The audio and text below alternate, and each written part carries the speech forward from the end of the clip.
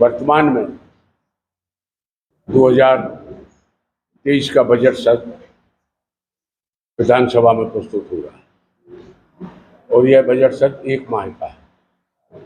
27 मार्च से चालू होकर 27 फरवरी से चालू होकर 27 मार्च तक का यह बजट सत्र होगा।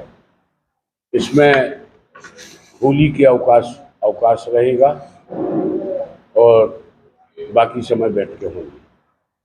लेकिन एक दमोह के विधायक की हैसियत से दमोह की ज्वलंत समस्याओं को लेकर और भी समस्याओं को लेकर, किसानों की समस्याओं को लेकर हमने एक फोल्डर तैयार किया है और विधानसभा में जो हमने प्रश्न लगाए अभी उनका जवाब तो नहीं आ पाया है।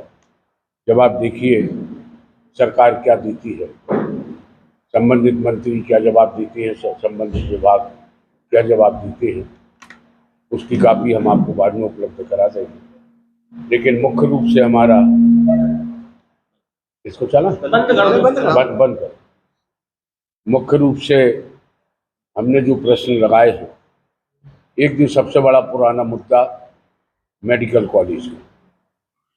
2020 के आम चुनाव में, उपचुनाव में, 2018 के आम चुनाव में और 2020 के उपचुनाव में माननीय मुख्यमंत्री ने घोषणा की थी कि वह दमोह में मेडिकल कॉलेज लाएंगे। 2018 के उपचुनाव में तो उन्होंने उसका तहसील ग्राउंड में भूमि पूजन भी कर दिया। भूमि पूजन करने के पश्चात में ना अभी तक जगह का पता है। और यहाँ मैं कहना चाहूँगा कि शायद क्या पक्का एक भी ईंट या एक भी पत्थर मेडिकल कॉलेज के नाम से लगा। हमने इसके पहले की विधानसभा में भी क्वेश्चन लगाया था, संबंधित मंत्री ने जवाब दिया था कि खुलेगा। तब हमने ये प्रश्न किया था कि तारीख बताएं कब खुलेगा।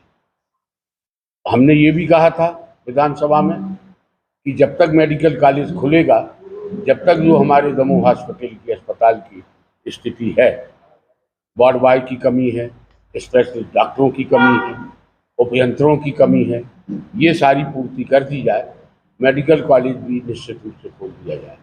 मेरा यहाँ पर ये कहना है कि अगर मेडिकल कॉलेज नहीं खोलते हैं या मेडिकल कॉलेज इस बजट सत्र में नहीं आता है तो एक जन आंदोलन होगा। उसमें हम सब आपसे सहयोग की अपेक्षा करेंगे।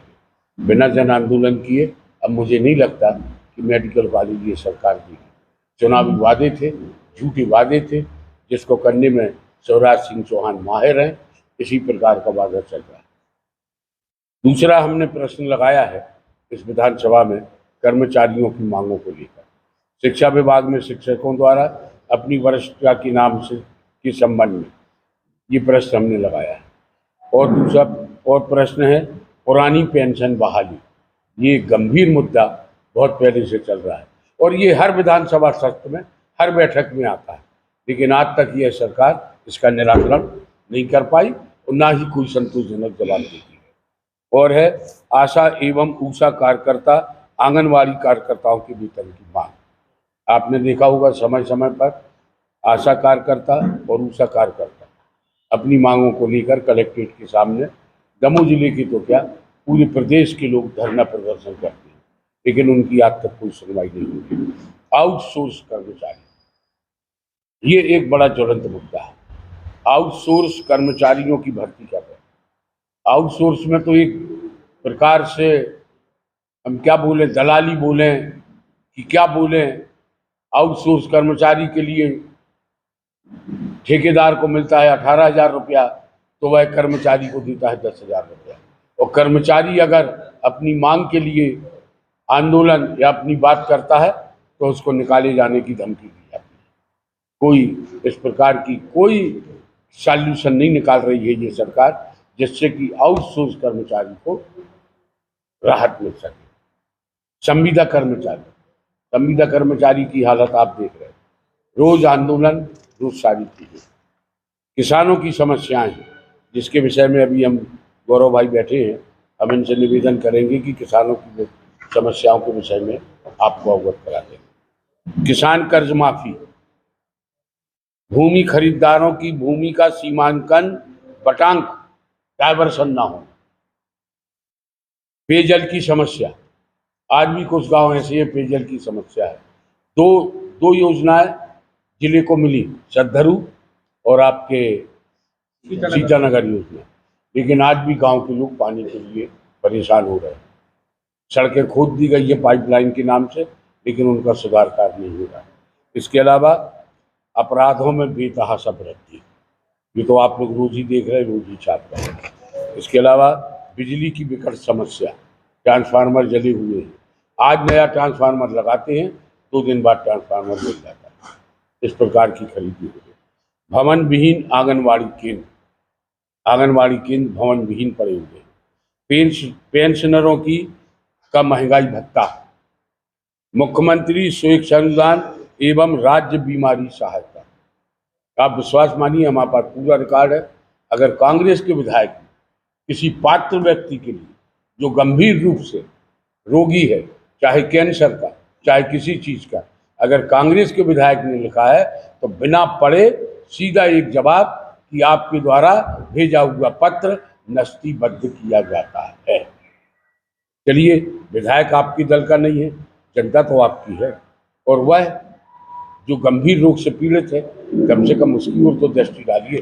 फिर काय के लिए मुख्यमंत्री सुरक्षा अनुदान और बीमारी सहायता का नाम लेते हैं। इसके साथ ही सीटी स्कैन मशीन एवं सोनोग्राफी मशीन के विषय में बेरोजगारों को रोजगार, तो सरकार ने कई वादे किए कि हम सत्ता में आएंगे बेरोजगारों को रोजगार देंगे, चाहे वह भारतवर्ष में बैठी हुई मोदी की सरकार हो, चाहे प्रदेश में बैठी हुई स्वराज जी की सरकार हो।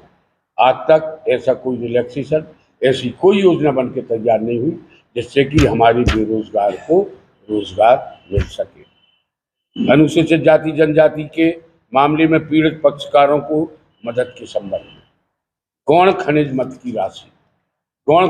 की राशि आज तक उपलब्ध नहीं कराई है, जबकि यह राशि गवर्नमेंट के खाते में जमा है।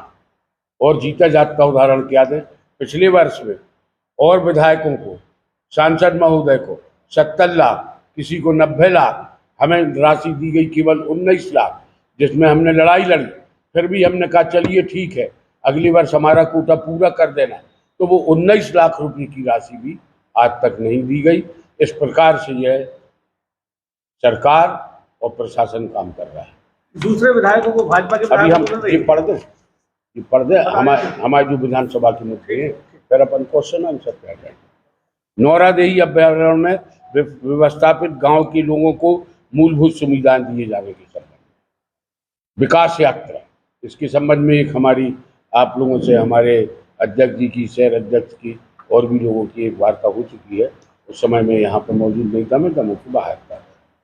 उड़द की फसल का पैसा, धान की फसल का पैसा, नर्मदा सुनार लिंक परियोजना, अतिथि शिक्षकों को नियमित किए जाने के संबंध में, शहर के विकास के मुद्दे, आवासीय कॉलोनियों को पट्टे प्रदान करने के संबंध में, सद्धरू परियोजना में डूब क्षेत्र के गांव के बीच पुल बनाए जाने के संबंध में, सड़कों के निर्माण के संबंध में, शिक्षकों